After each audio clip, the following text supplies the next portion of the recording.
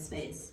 And as Rabbi Spilker said this morning, where we can sit together in dialogue and be Jews with that full understanding that we have diverse opinions and diverse perspectives on this. So we're glad to co-sponsor this.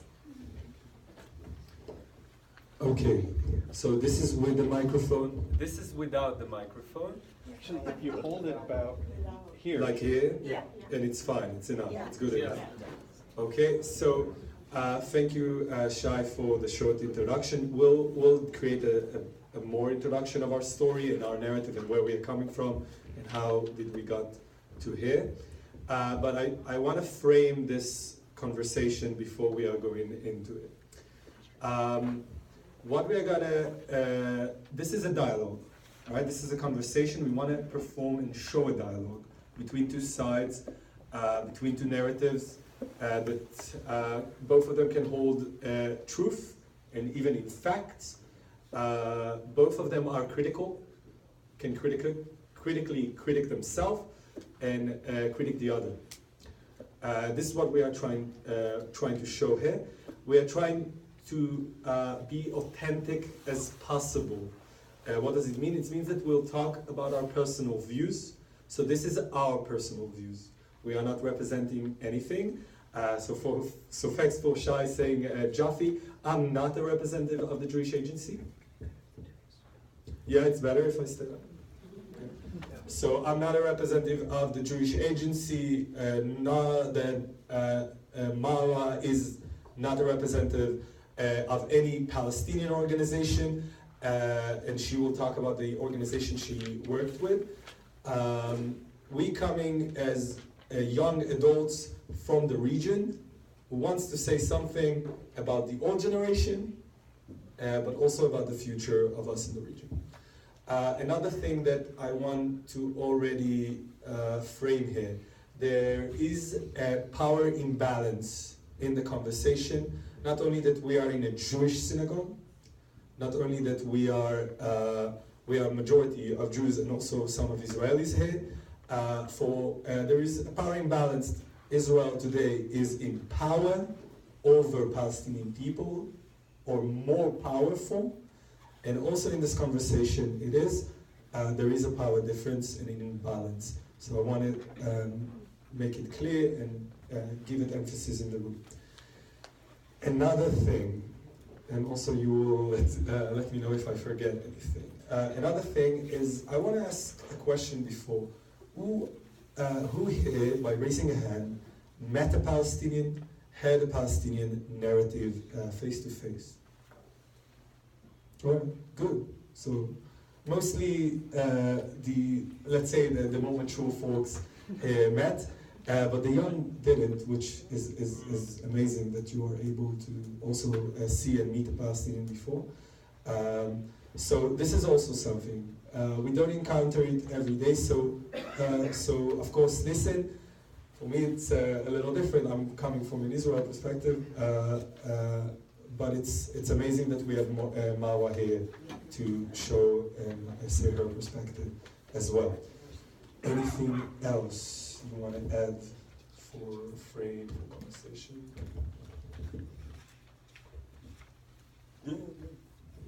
I think that will be all. I would just like to say hi everyone. My name is Marwa, and I would just like to invite everyone to hear our stories and to look at me as a human being and nothing else more. Okay, so how it's gonna happen? Now, this is an issue of the sitting. We do like sitting. We do like to sit and talk with you. But if you cannot see us in the back, so we'll stand. How is the back? There's also... There is some room. So, right, so I think we will stand just in case. So how it's gonna work, we'll share our narrative. It will take us a few minutes. And then we want you to see us engaging with each other, our conversation between us, because we think it's very important. Sometimes we get stuck. We are not here to figure out how to solve this conflict. We are here to talk. Sometimes we get stuck. Sometimes it gets heated. Don't worry, it's fine. We will still be friends and we'll still work together after, even though it's hard. And sometimes we also agree. Not all the time, but sometimes. And those moments are moments that I want you to see, all of them. The disagreements, the pain, but also the agreements, because it shows also what already can move forward, I think. That we can move forward. All right, so I will start. My name is Bar, B-A-R. I was born in the south, next to Gaza. Actually, my parents founded one of the kibbutzim in the Gaza Strip that was evacuated in the disengagement. The disengagement was the force basically going out of a strip of Gaza in 2006 and 2007, when basically Israel took the settlements out of the, which one of the settlements called Netzarim, this was a settlement that my parents built. We didn't live there. My parents afterward lived in Bet Kama. I was born in the middle of a war that Israel had really less to do with. It's called the Bay War, or the war between Iraq and the Bay countries and Kuwait, which Iraq, in order to get, let's say, support of other Arab countries, decided, oh, let's attack Israel, and shot rockets on Israel. And we were, and when I was born basically in the middle of a rocket in a bomb shelter. This is the start. When I grew older, my parents decided to leave the kibbutz in the south, and they moved to the area of Jerusalem. They were starting in a new city called Modi'in, and my mother became the head of the Meretz Party. The Meretz Party is the left-wing party in Israel, a very liberal, very left-wing, which she basically represented the party and also got a seat in the city hall. Both my parents were very, let's say, political active, and worked a lot on creating a solution, creating relations between, especially in the time of the Oslo Accords, which was the conversation between Israelis and Palestinians. In those conversations, my parents used to go to protest. I used to go to protest. I used to be this kid with sometimes a green shirt on, sometimes a blue shirt, because both of my parents had different political views. I worked also, when I grew older, I founded also my identity and my issue. On the time of 2000, when the Oslo occurred, the last Oslo occurred, my parents and us were always kind of like moving around, especially my mother, and talking and bringing politicians to talk with people inside the city about those negotiations. My parents believed that this is the end. My parents, we call them the generation of Oslo, believed that they are changing the map. I want you to understand that, because it's very important. They believe that this is it. Their kids, me, will not go to the army, will not need to serve in territories, in occupied territories or different territories that Israel sits on, and they believe that the Palestinians will be able to create their own state. This belief in 2000 crashed and smashed. And this changed a lot, also with my parents.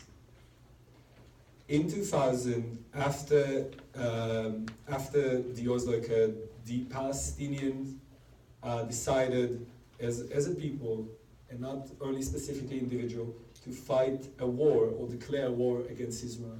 This war, we call it the Second Uprising. It was a war of suicide bombers in buses. When I grew up, I used to go to Tel Aviv and Jerusalem. The country basically shut down. No one can move. No one goes on public transportation because they're afraid that something will happen. And it forces Israel to go on a defensive mode. In this moment, in 2002, my parents were in a restaurant in Haifa that blew up in the same time that we were there. When they moved to when they come back home, everything changed.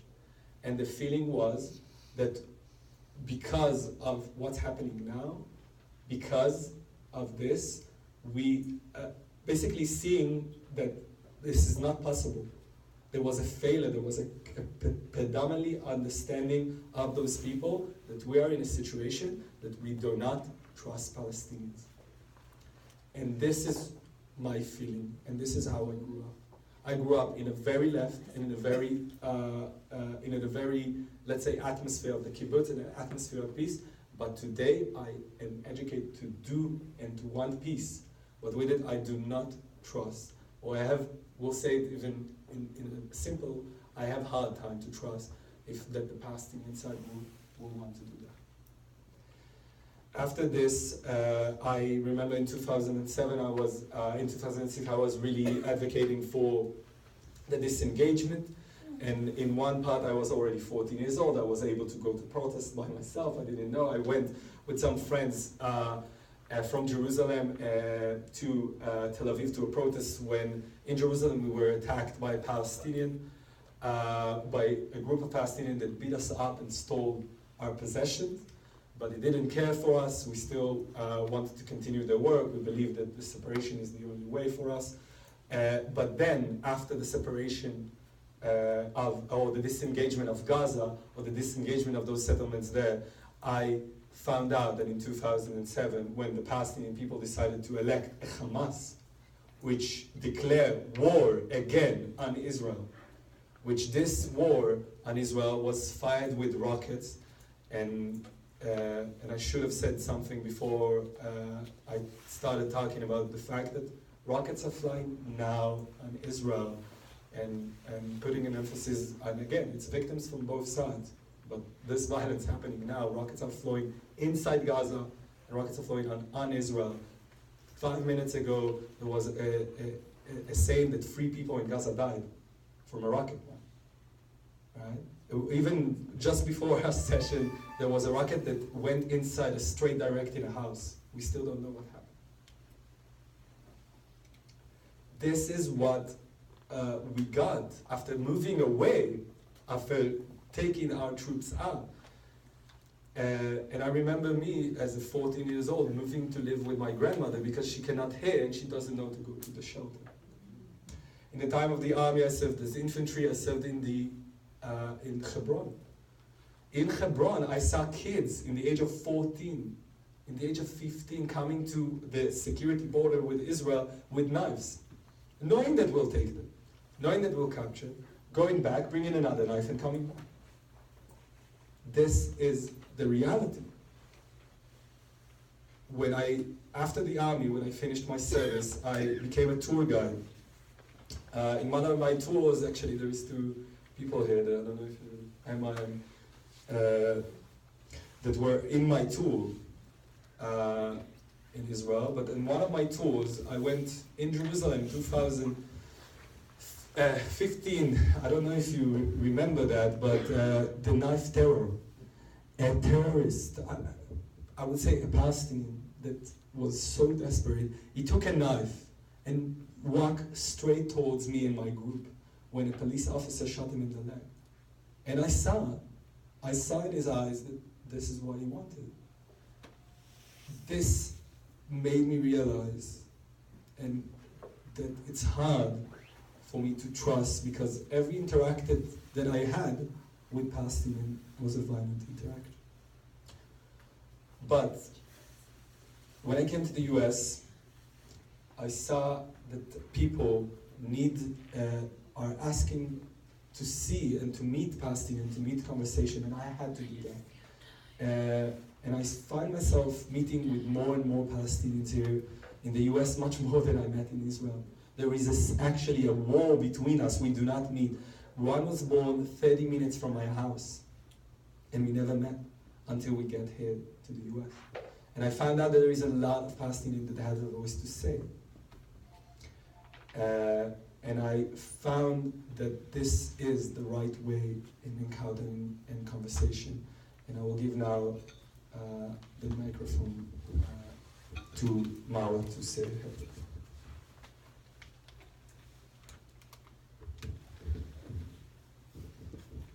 Hello, everyone. Hello. My name is Marwa, and I'm a Palestinian-American who has lived half of my life in New York and the other half in a small village right outside of Nablus called Hawara, which is located in the West Bank. I was born in Nablus, but at the age of 2, my parents decided to move to New York. So I was raised in New York with full freedom of movement, freedom of self-expression, and freedom to be who I truly wanted to be. It was a crowded city. Let's just keep it that it smelled like pizza, but it was very diverse. I lived a normal life. That was just until I turned 15 years old. At the age of 15, my parents decided to move back to Palestine. What do you expect from a teenager, except for throwing a tantrum that she doesn't want to leave her friends, her life there, and everything just behind to go to a place she didn't really know anything about? I sat down with my mother, and she explained to me that at the age of 16, every Palestinian has to apply to a green Palestinian ID in order to live in the West Bank.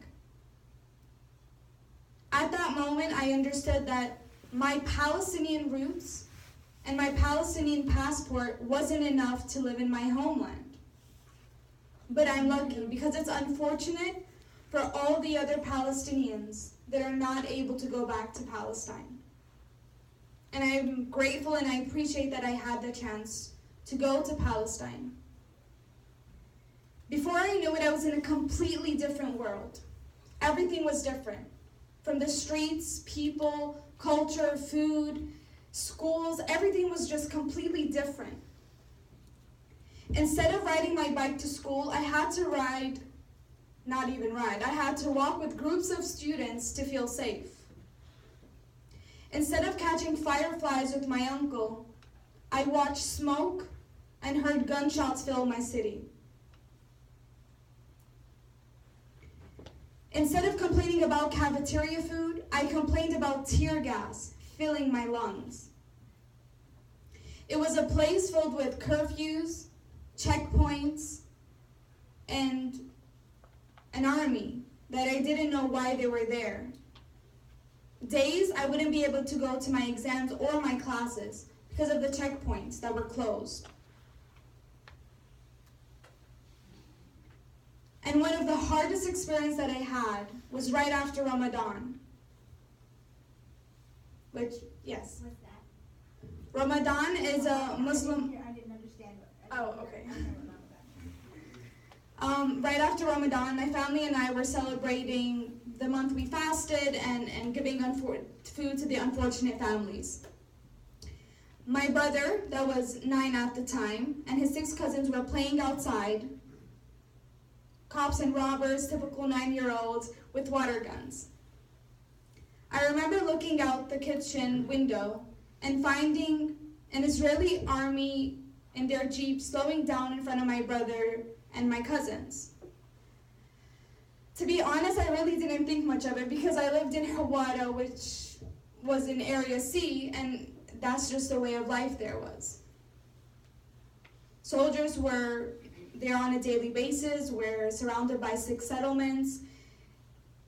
There was always protests and clashes happening, so it was normal to me to find the army in front of my house. That was until I found the soldiers with their green army outfits and rifles as you see in action movies step out of the jeep and snatch the water guns from my brother and my 6 cousins. They started to arrest them. I remember running down the stairs furious and desperate, knowing that I needed to help my brother. I remember my mother calling my name.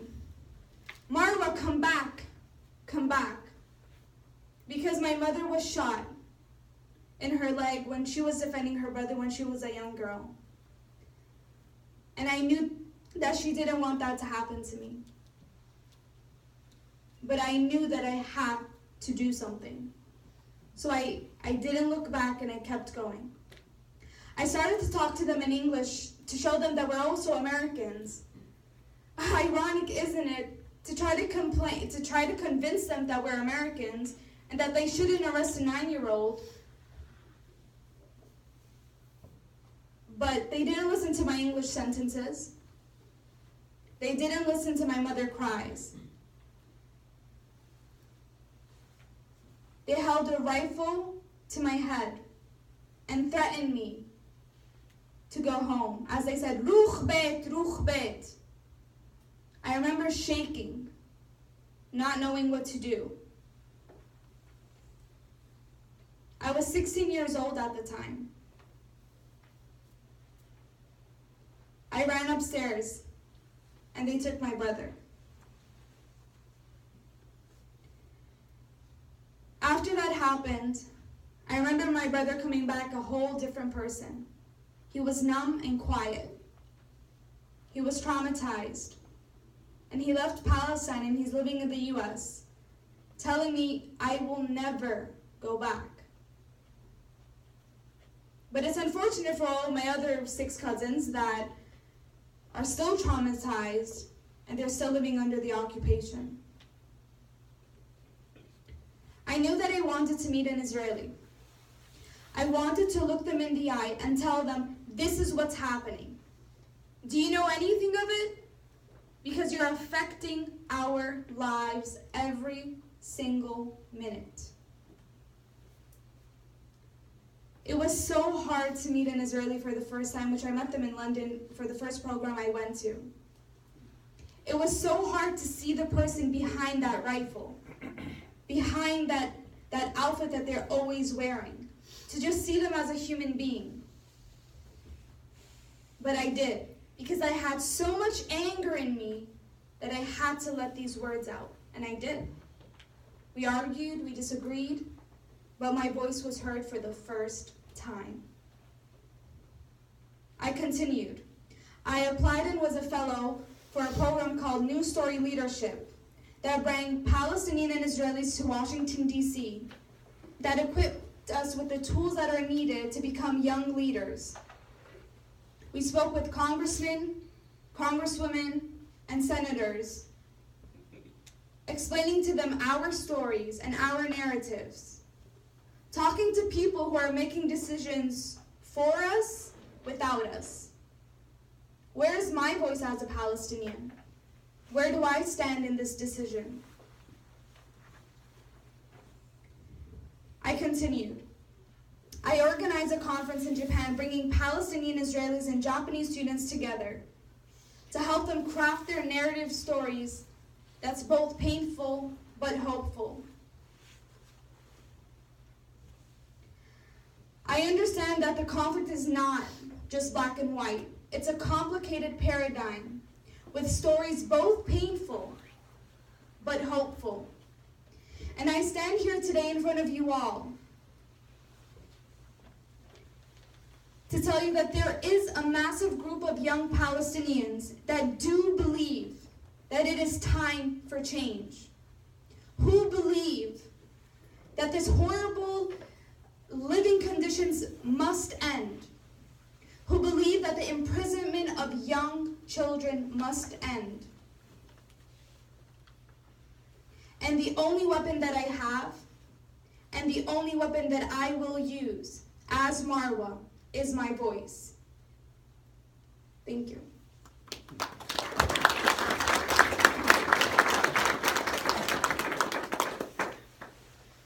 don't know if it's working. Do you have It's a green light on it. But if not, we'll just. It works. Okay. Does it? Yeah. Yes. In some way. Okay. Right. So what we're gonna do now is we're gonna do a little conversation. It's very easy for us if we sit because we feel that we are part of you. So excuse us for that. Because we want to feel that you are also part of this discussion. After we'll talk, we'll give a room for questions. So I will start. First thing, Marwa, I want to say that I'm sorry that you experienced that. I don't think that anyone should experience this thing. I don't think anyone should experience seen soldiers taking his brother for custody or any other way. But I want to mention two things. First, this reality wasn't supposed to continue happening. This reality was supposed to end. But I found out when I read it, I found out that the Palestinian over the years refused to end this issue, to find any solution or to find any sort of compromising, that not only that when they did compromising, for example in Oslo, which is for people who doesn't know, was a negotiation between Israel and the PLO, the Palestinian Authority, on basically creating slowly in phases a Palestinian state. And this also failed, and we see it today that the Palestinians in the West Bank, I'm not talking even on Gaza, are failing to maintain themselves under their own rule. Under the 90% of the Palestinians in the West Bank is under Palestinian Authority, and they worsen than 20 years ago. They're worsen. It's worse now for them than what it was. So I agree with you that there is needs to change, but I don't see any Palestinians calling, maybe I see you, but I don't see in Israel, in the West Bank, Palestinians calling for negotiation and change.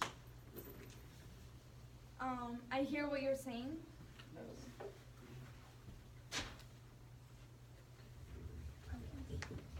I hear what you're saying, Bar.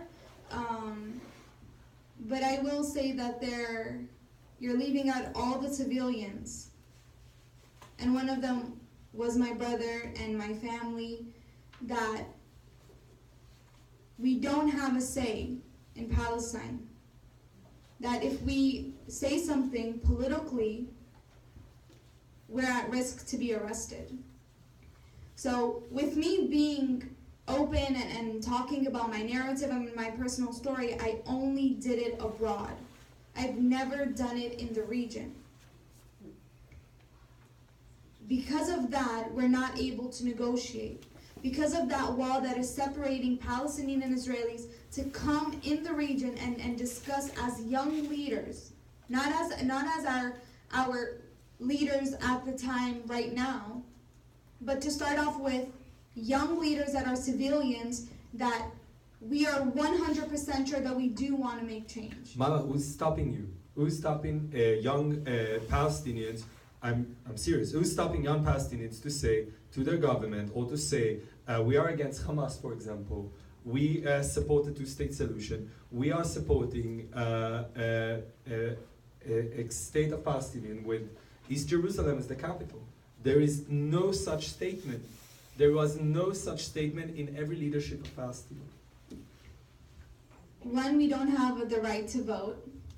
And the last election was when? 2012. Really? There was? I think before that? when Hamas won in 2007. Yes. But again, it's because the Palestinian leadership decided to take down the election. Okay, so if the one I am with, that the PLO can do so much better to represent the Palestinians and to move to a better path to find a solution, but that doesn't mean that we need to forget all the civilians that are left behind. And yes, we cannot have our voices heard, because if we do, as I say, we are arrested. So how do you expect for a college student to be outspoken and open, and then tell their parents, oh, I was open and I got arrested, so that's why you can't see me for a couple of months? Nobody wants to go through that. By whom you arrested? Yeah. By Palestinian authorities or by Israelis? So if I, as a Palestinian, criticize the Palestinian Authority, I can get arrested. And if I criticize Israel and the Israeli government, I can also get arrested. Which is great. By whom? By who? Who's going to arrest you? Who would arrest in each of those cases? The Palestinian army, military or the Yeah, the IDF? PLO Okay. on the Palestinian side. And then the Israelis, soldiers on the Israeli side. Because you're saying that, but I mean, what did this 8-year-old or 9-year-old do to the Israeli army? The fact that they're playing with water guns. Again, I won't say, I don't know if it's a satisfying answer. The threat on Israel, especially with civil, let's say, attacks that comes from civil population, is that you can never know. And I know for a fact that Israel Defense Force and also Israel intelligence are using every person who's saying or you see in some way trying to attack or combat Israel as a person who has intention, and that its intentions are not to be minimal, like to look at them in like a simple way, and we should take it seriously. And sometimes it goes even on children underage that are detained in places which I agree it needs to change. Not only that I think that today the West Bank, it's not a violent place. There's almost no clashes in the West Bank between Israelis and Palestinians. This we need to understand. And there is no reason not to move forward. There is no reason not to move forward. One of the excuses is saying, and I believe it's an excuse, saying, wait, but Hamas is ruling in Gaza, and in the West Bank you have the PLO, or you have the Palestinian Authority. And in both of them, it's two people, two Palestinians, two different leadership. Who do you talk with? So I say, in the West Bank, talk to the PLO, and in Gaza, talk with Hamas, that it is the government of Israel does talk to Hamas, which we already saw. And there is no reason to not continue in the West Bank to improve those things, and I do agree with you. But with that, I need you to understand that some people can say, oh, it's already over 20 years ago. 20 years ago, there was a lot of attack against Israel. It's over. We built a wall. Now we can move forward. I, as a person who lived through this period in a very young age and saw the collapse of this negotiation, believe that we should move forward, but we should do it very carefully, very communicated. I think that Palestinians, for example, don't communicate to their own people, not only their leadership, but their own. What does it mean to live next to a state with Israel? For example, it means that Palestinians see that there is 6 million refugees, 6 million Palestinian refugees. Those 6 million refugees cannot come back to the land. There is no place, there is no room. This is because of different ways that they decided what will be a Palestinian refugee, comparing to different refugees around the world. But there is no room, for example. And this is not communicated to the Palestinian people by their leadership, by everyone. They still believe that Palestinians will go back to Jaffa, will go back to Haifa, will go back to those cities, which there is almost no chance that the most left Israeli will agree to bring now thousands and millions of people into the land out of the, like, as a reconciliation of this conflict. So this is, for example, things that the Palestinians don't communicate to their people, and I don't know how you as a Palestinian, as a young adult, see those things.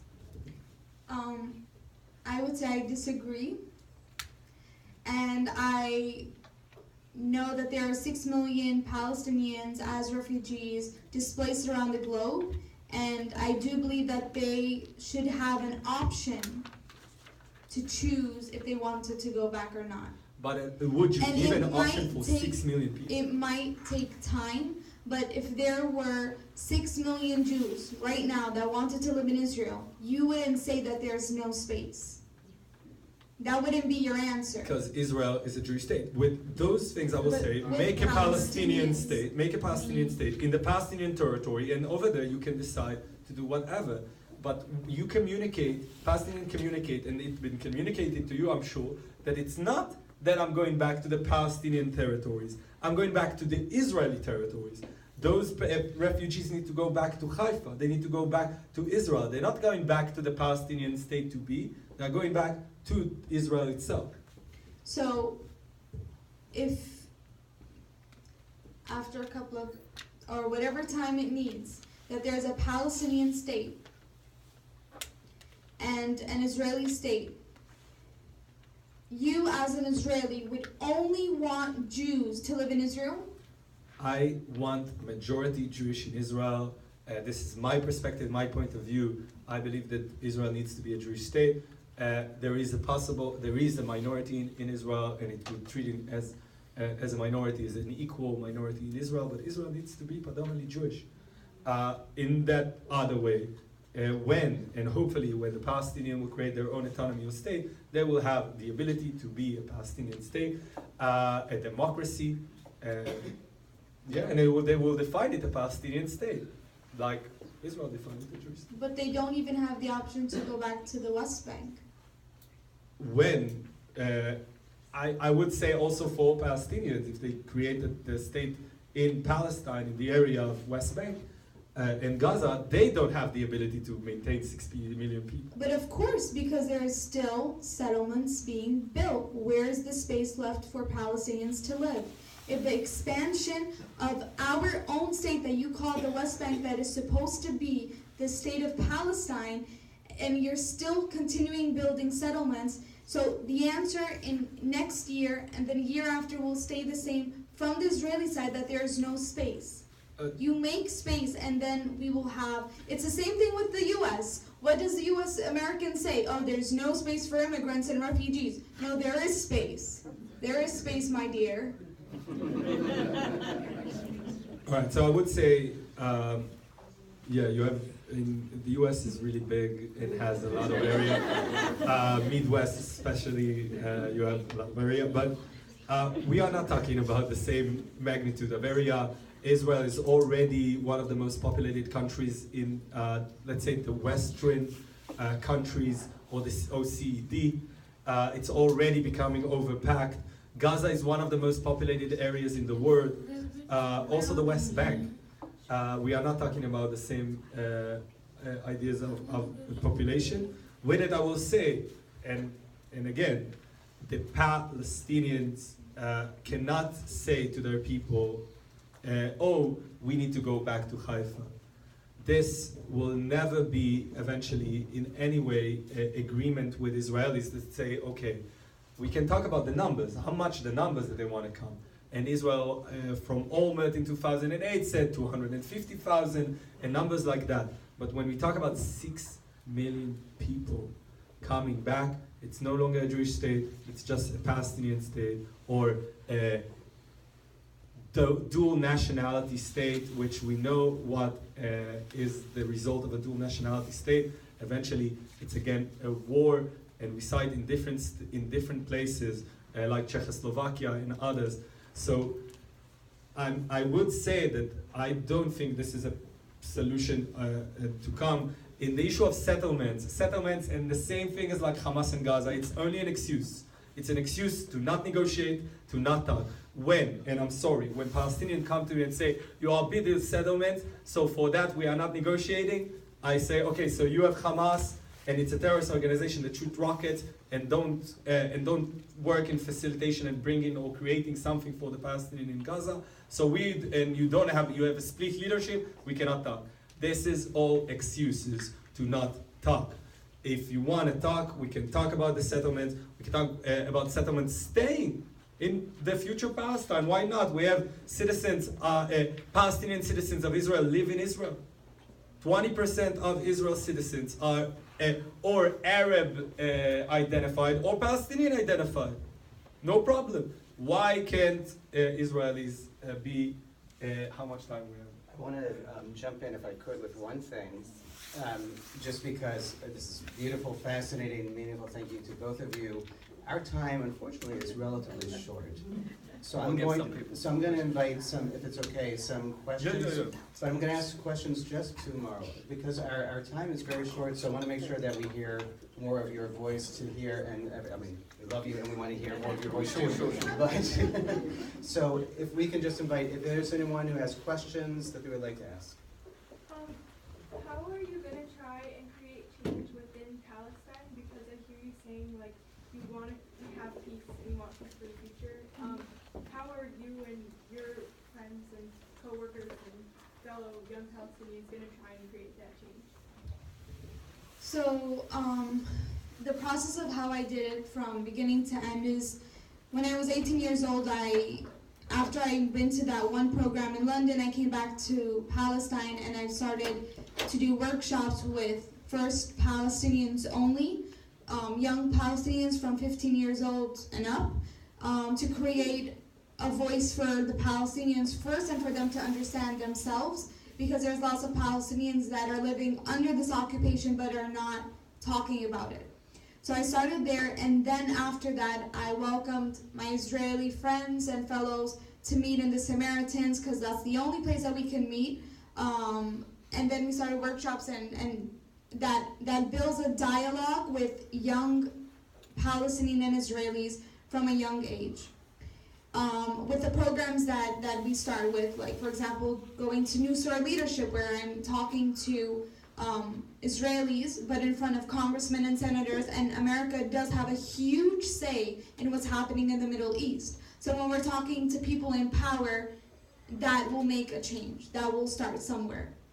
I was on the news channel on Japan saying my story, so almost every Japanese person in Japan heard my story. That makes change, using my voice. It starts somewhere. You start small, but then I'm growing slowly. It takes time because of the restrictions that I have as a Palestinian, but I'm starting somewhere, you mean? And then there's like lots of ways, and I'm starting with the U.S. because I know that the U.S. has a huge say in the Middle East. Yes.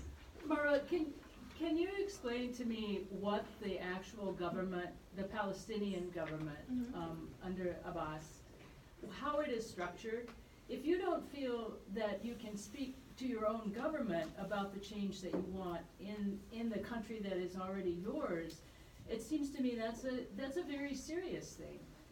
I actually fear that we may reach this place in this country, but I think that's also a focus for because if you have a government that you don't have a voice in, no one else can give you that voice except your government. And how can you take your own voice for the change that you want to see in your country as it is now? I totally agree with you, and I do believe that it's a huge problem that I can't talk to my government. But at the same time, if we're thinking of the United States and I have a problem with what's happening as an American, I won't go straight to Trump. I will go straight to the people. So I think that I'm starting with the people of Palestinians, and then when we're a massive group of Palestinians, especially women, that we don't have women speaking up and having their voices heard, this is where we start.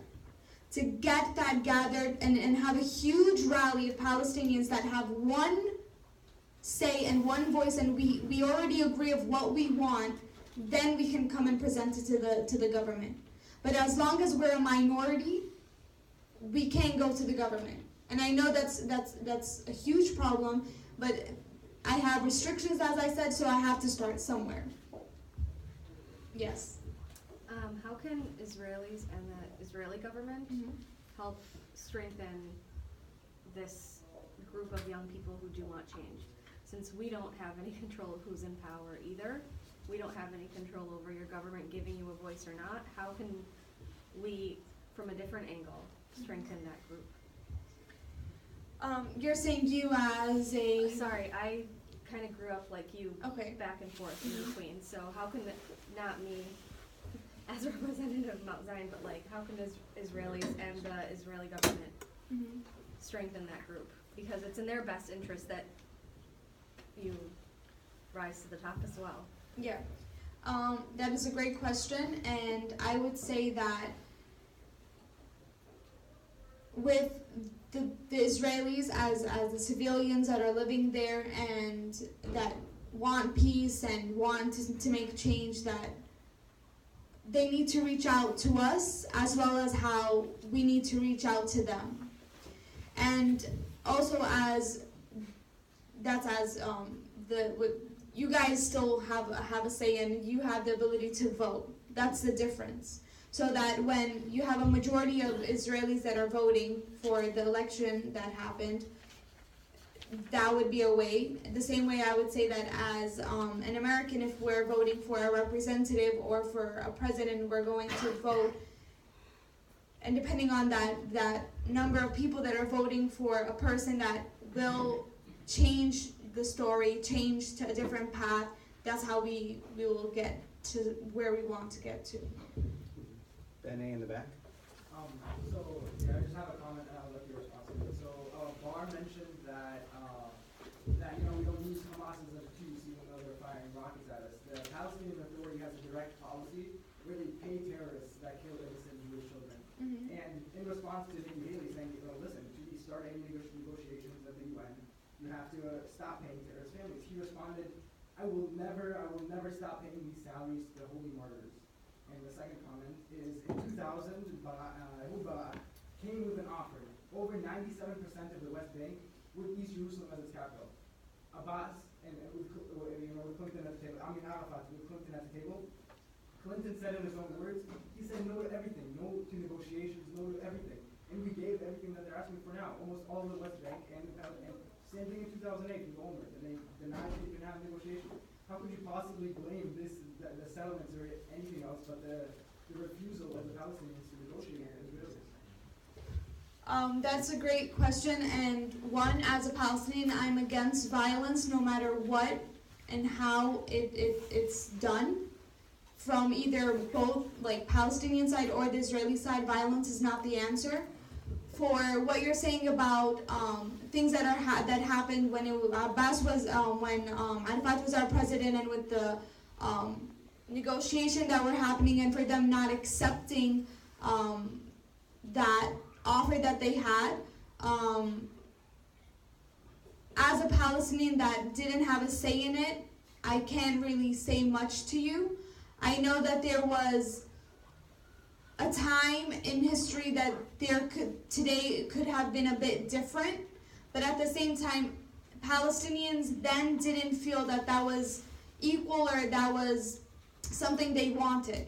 So they disagreed, but I can't represent all the Palestinians. I can't represent Arafat, I can't represent Abbas. I can only represent myself. Thank you for your story. You grew up in Hawata or in Area C. Perhaps you could talk a little bit more about life in Area C under Israeli occupation. Your brother and your cousins were traumatized, but how do you get a permit to go into Israel? What are the grounds for being detained? It sounds like your brother was detained without any really reason other than having a water gun. And then once you've been detained, how does that affect your record from then on? And maybe you can just explain Area C to the group here. So Area C means that we live under the Israeli occupation. They have control over us in like military way, and so we're not under the PLO. We're under the Israeli army and military. Living in Area C means that I live between two checkpoints. So whenever I'm going to Nablus, I have to go through that checkpoint. Whenever I'm going to Ramallah, I have to go through two checkpoints. Area C means that I'm surrounded by 6 settlements, so that means for the Israeli army, they feel like that it's a need to be in that area 24/7 to like protect and defend the Israelis or the settlements that are around us. In my opinion, I don't feel that the checkpoints in that area are needed. because going to Nablus has nothing to do with Israelis, and going to Ramallah has nothing to do with Israelis. With my brother being detained and his 6 cousins, I'm sorry, but what was the question again? Well, first of all, what grounds do the Israelis have to detain anybody in Area C? And then once, say, a young man has been detained, how does that affect him after that? Does it affect his future of going into Israel, of being able to get permits for just about anything, for building? How does it affect them once they've been detained?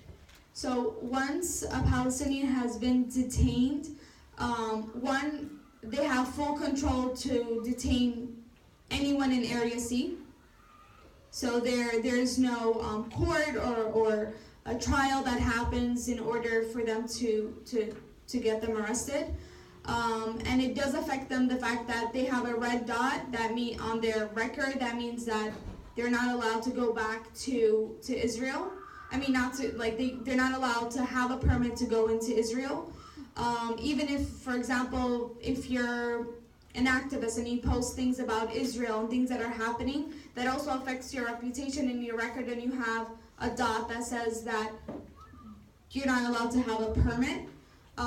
As a Palestinian, I've been to Jerusalem only once because I couldn't get a permit to go in, and I missed something? I think that's a good answer. Why don't I give both of you a chance for closing comments, brief closing comments, and then we'll wrap this up and with a great appreciation.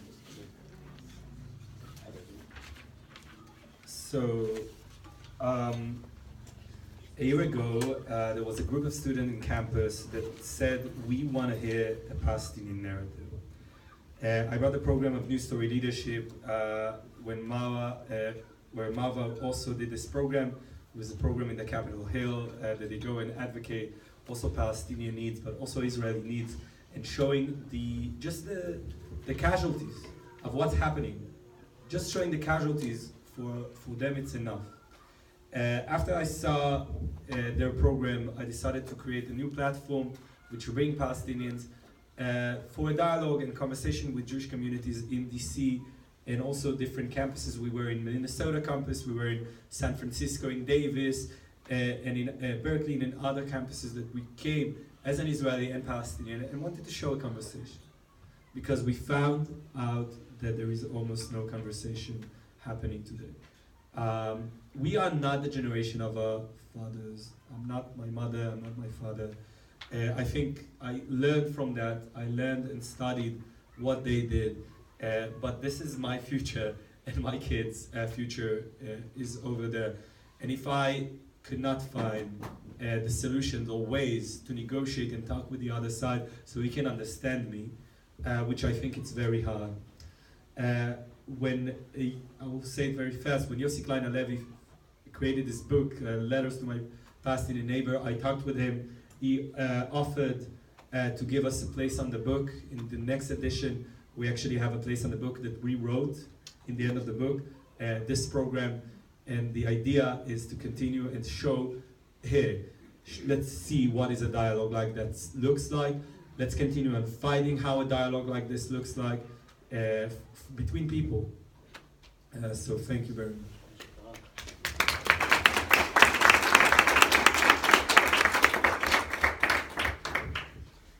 I would like to say that we all need to remember that there are 2 sides of each story.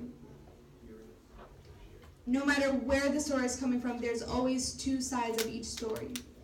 And I also want to say that not only Palestinians are being traumatized and affected by this conflict, so are Israelis. So knowing that me and Bar sitting together, we don't agree on everything. There's lots of things that we disagree on, but that doesn't mean that we don't need to talk about it. We need to challenge ourselves and challenge you guys to hear things that might be difficult to hear, but you need to hear it. There's things that I hear from Bar that sometimes I'm just like, ah!